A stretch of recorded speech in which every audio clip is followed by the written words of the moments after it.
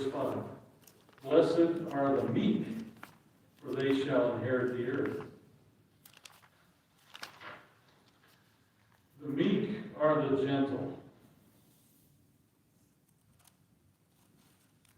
Those who do not assert themselves over others in order to further their own agendas in their own strength, but who will nonetheless inherit the earth because they trust in God to direct the outcome of events.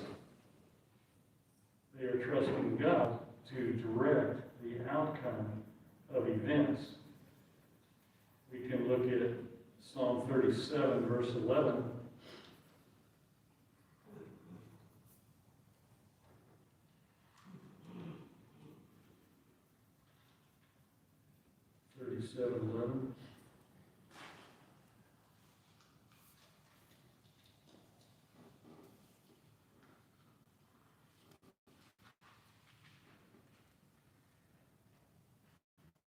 David tells us that the meek shall inherit the earth.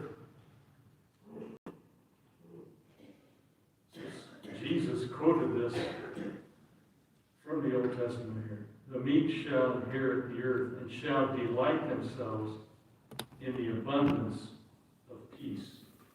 In the abundance of peace.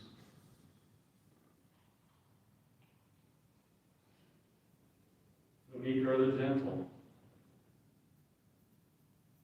Like Jesus says, come unto me, all you that are laboring and are heavy laden, and I will give you rest. Take my yoke upon you and learn of me, for I am what? Meek and lowly of heart, and you shall find rest unto your souls. You shall find rest for your souls. It's Matthew 11, 20, 29. Paul tells us, put on therefore as the elect of God, holy and beloved, vows of mercies, kindness, humbleness of mind, meekness, long-suffering. Meekness seems to be an attribute that we can put on the act of our will and can be proven by future actions.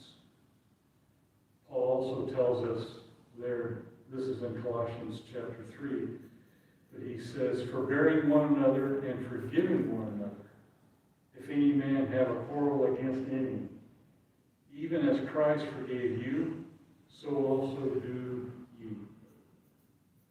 A meek person can look beyond the pain and suffering of the moment and see the purifying effect of immediate trials. Again, James tells us in chapter 1 of James, my brethren, count it all joy when you fall into different temptations, knowing this, that the trial of your faith works patience. But let patience have her perfect work, that you may be perfect and entire, wanting nothing. Meekness is an absolute requirement for leadership. Paul tells us if a leader doesn't possess these qualities, he or she cannot effectively teach the congregation.